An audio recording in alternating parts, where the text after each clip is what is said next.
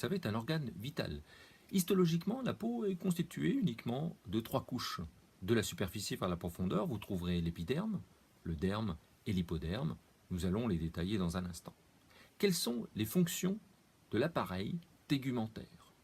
C'est un organe vital, je vous l'ai dit, qui nous protège vis-à-vis des agressions extérieures. Elle a donc un rôle important de barrière mécanique. C'est également un support de sensation tactile, tant les capteurs de pression sont extrêmement importants et varient en fonction du territoire cutané. On y trouve également des capteurs de chaleur, donc impliqués notamment dans la thermorégulation. C'est un organe immunitaire également. Vous verrez qu'un certain nombre de cellules sont aux premières loges pour pouvoir protéger notre organisme vis-à-vis des agressions extérieures, vis-à-vis d'invasions tissulaires, notamment bactériennes.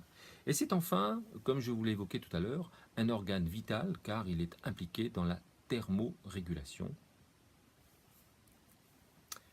Vous avez ici donc une première représentation histologique de l'appareil tégumentaire, où vous y voyez donc grosso modo l'organisation et l'architecture de l'épiderme, avec sa membrane basale, du derme juste en dessous, où l'on retrouve un certain nombre d'annexes cutanées, comme ces follicules pileux, des glandes sudoripares.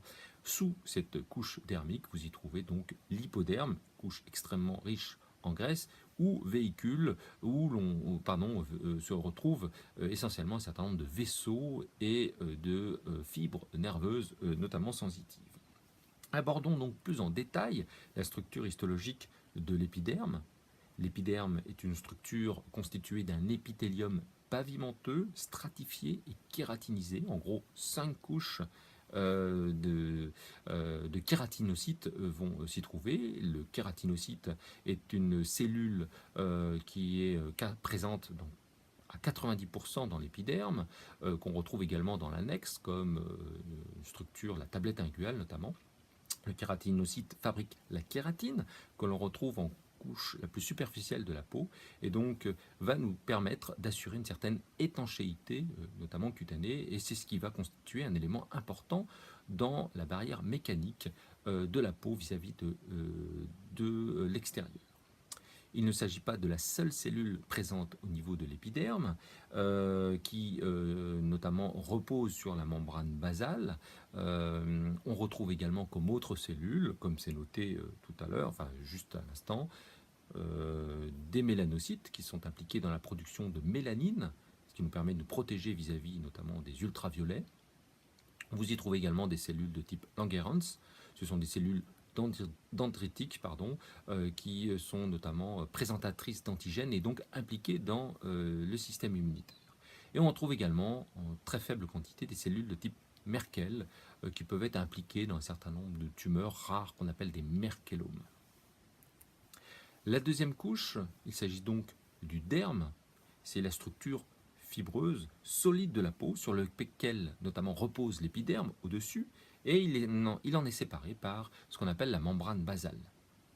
Le franchissement de la membrane basale par un traumatisme ou par une brûlure va déterminer un certain nombre de séquelles, notamment cicatricielles. Petit aparté, une brûlure de premier degré ne dépasse pas donc l'épiderme, se manifeste par un érythème, simple coup de soleil notamment, ne donne aucunement de séquelles cicatricielles.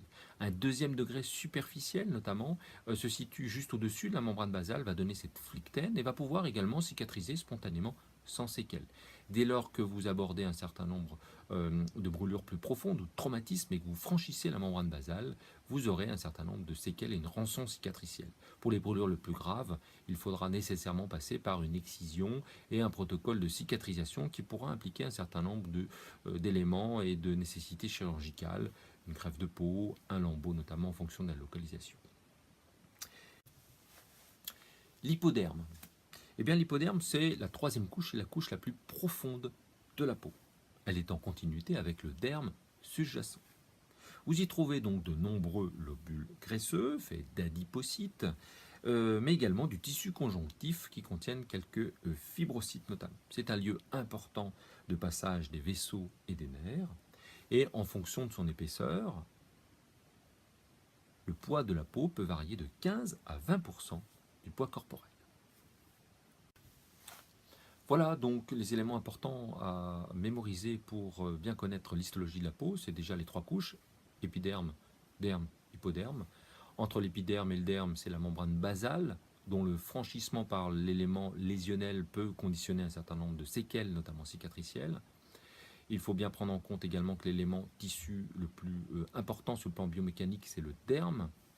Et également se rappeler que l'hypoderme, dont l'épaisseur peut varier d'un individu à l'autre en fonction de sa teneur en adipocytes, eh bien, est un lieu important de passage de vaisseaux plus ou moins importants et également d'éléments neurologiques.